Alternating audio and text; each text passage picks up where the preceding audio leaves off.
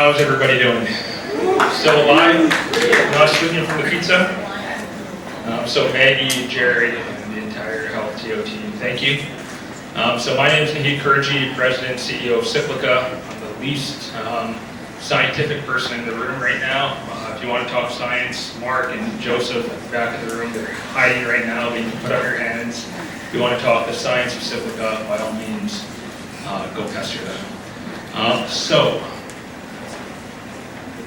Cyclica, we're a Toronto-based company, about 20 employees, we're venture-backed, a lot of cool growth ahead of us. I'm not going to talk too much about Cyclica, I'm going to talk more about the learnings of building a business that we've had as a company, that I've had as CFO for the first 2 years and as CEO for the past year and a couple months.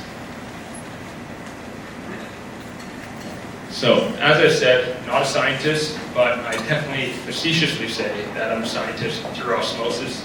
I work with the best scientists that I've gotten the pleasure to know, PhDs, MSCs, software developers, solving complex problems in computational drug discovery. My academic interests have been in human capital and financial capital, two fundamental pillars that I believe any business owner needs, any entrepreneur needs to value when building a business. My personal interest, business and entrepreneurship. I love to travel. As Maggie mentioned, I've been to over 40 countries, most of which in the past few years with Cyclica and other efforts that I've done, and a lot more hopefully coming in the near term. It's cut off at the bottom, but I'm dedicated now to improving human health. All of us have personal stories of friends, families, even yourselves that have gone through issues. Getting good medications that don't cause side effects just doesn't really exist. And that's a problem that we need to address and that we can address. And then secondly, the last bullet point is I'm passionate about leading and empowering my team to solve really tough problems that we face as consumers.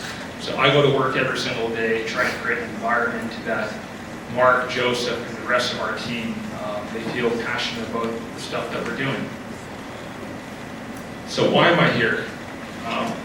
I'm in the position that I'm in today because of my mentors, my coaches, my advisors, people that have supported us in very tough times.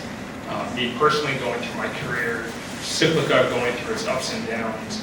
And it's my duty now in the position that I'm at, not only for my team, but for the entrepreneurs in this room, for the people seeking to join companies, to share that story, to give back to the community. And so I fundamentally believe that there's that pass it down the windfall approach that I benefit from, that I need to give back. Why should you listen to me? You really shouldn't if you don't want to. But the Maple Leafs aren't playing tonight, the Senators are out, LeBron is playing in about 45 minutes. So I don't think if you're a sports fan, you shouldn't. And if you don't care about computational biology, I'm not going to bore you with it. So, give me a try, ask good questions, and I'll do my best to answer them at the end. So what we do at Cyclica at a high level, so that you can appreciate everything that's coming from this, is that we are trying to make lives easier for scientists in the pharmaceutical industry so that they can make lives better for us as consumers. We're looking to bring drug discovery from the lab into the cloud, and in so doing, creating significant cost and time savings. And at the end of the day, our company is thinking big and outside of the box about a really complex problem, which is the discovery of medicines. Our winning aspiration, and it's a lofty goal, is to be an integral utility platform in the hands of scientists within pharma, whether it's biotech, academics, or the big pharma companies that market the drugs that we use, like Bayer, Pfizer, Merck, all those companies. We don't want to just be a technology, we want to be the technology. And so with a lofty goal, we thought we had the best platform. We came up with an innovative solution. We scanned the entire landscape globally. I spent a lot of time in China, Europe, South America, the US, Cambridge, and San Francisco, looking for other technologies that claim to do what we can do, and we couldn't find it. So we're like, this is awesome. People are going to want to do business with us. And we thought the more effort that we put into the job, the value would just increase on a straight line. But the reality is, it's very much like this. For anybody in this room that has tried to build a company, you appreciate this curve. You appreciate that at some point, things go sideways, they go up, they go down. You know, whether it's fundraising and keeping fuel in the tank, whether it's hiring the best talent and retaining that talent, whether it's going to the market and selling your technology and managing that store and having people share that passion on the other side of the table. It's not that easy, and that's okay. You got to own that.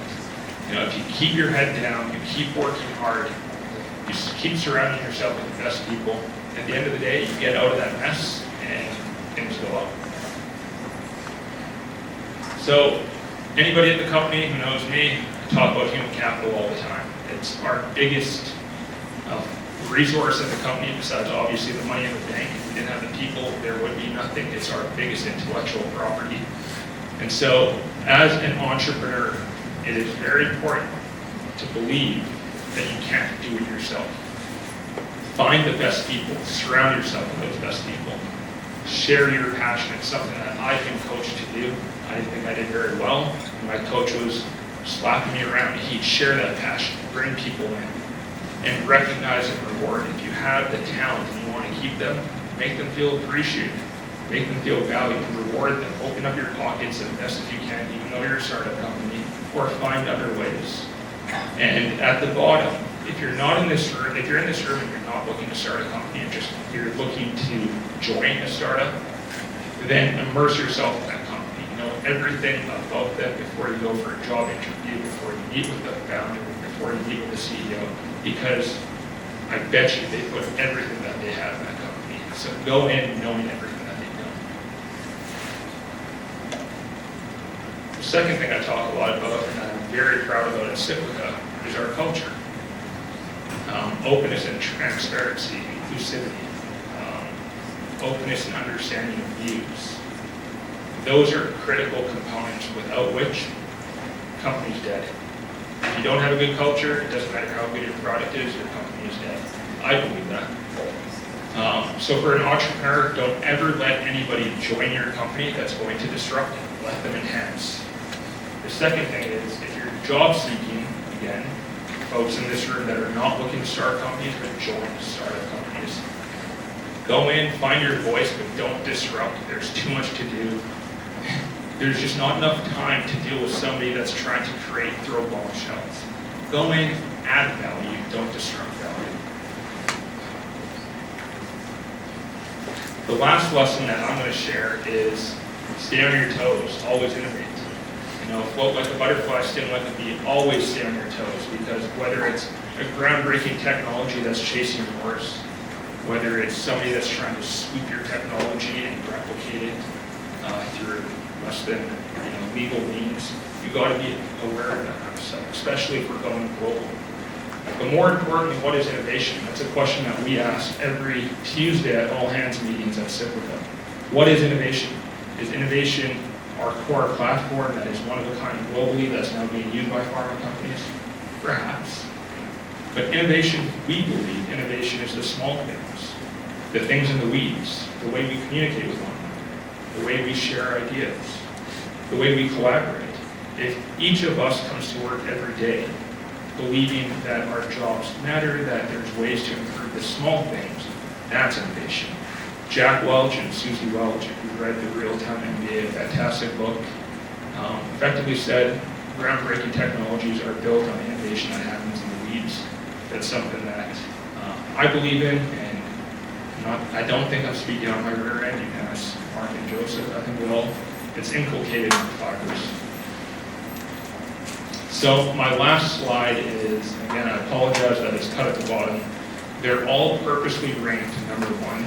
These are the big things that we live by. As an entrepreneur, forget the pot of gold. It does not exist. Focus on developing innovative products that solve real needs and constantly looking to solve those problems. At the end of the day, if you're looking for that pot of gold, it will come if you do your job right. But if you have that at the front of your mind, again, you're dead. Commit yourself, have skin in the game, give it your all. Recognize and accept your limitations. I'm not a scientist. That's absolutely okay. I run a bioinformatics company that's selling into pharma. That's fine because I'm surrounding myself with the best. And that goes directly into point 4.1, which is surround yourself with A-plus players. If they're not A-plus, again, you don't have time. Find the A-plus players, keep them. If they're not A-plus and they can't become A-plus, I'm going to speak the truth, they got to go. And the last one, which to me is the most important, is happiness leads to productivity, which leads to value. Create an environment where people are happy coming to work, everything that I've spoken about before. If they're happy, it's the Google approach, they monetize happiness. They're going to be productive, they're going to be productive. They're going to solve complex problems and create a lot of value. So thank you.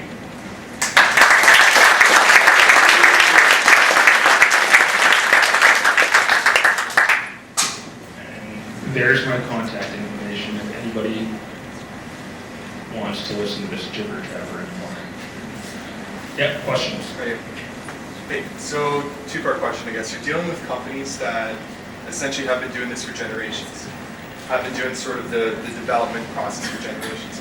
How do you kind of enter into a sphere where it's so traditional way of thinking into the sphere? And the second part of that question is, you're based in Toronto, I assume. A lot of this kind of research and drug development, very little drug development happens in Canada. Mostly happens in the States.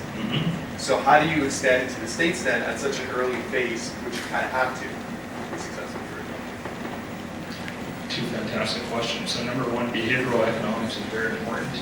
This is not an easy problem technically to solve. It took us 3.5 years to file our patent. It's not trivial.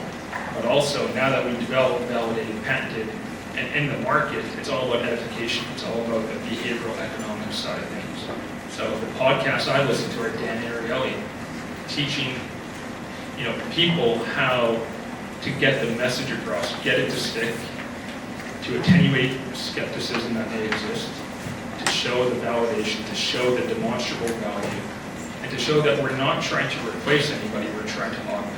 If we can make lives easier, who doesn't want to do business with us? If we're trying to take scientists out of the game, nobody's going to want to do business with us. So we let the science speak for itself because it does, but to get that technology in their hands, it's all about showing respect to the process, getting them engaged early on, understanding their pain points, such that when we do roll it out, they've been involved since the beginning. Your second question, that's a toughie. We have an office in Cambridge, Massachusetts. I travel to China frequently. We're going down to Brazil because we've got some clients coming up there. Spend a lot of time in Western Europe. But as a Canadian company in the States, it's super tough, especially given that 99% of our sales are outside of our homeland. That's fine. As a Canadian company, you have to look global. If you think you're going to build a business here, the glass ceiling, we got to get that out of our psyche. From day one, we've been a global company. We're cloud-based, we're SaaS. We're not confined to, the Canadian ecosystem, though we're very gracious to the skill sets because it is the strongest computational biology ecosystem globally. So we have the right talent, we just don't have the sales, so we look outside. Thank you. Thank you so much.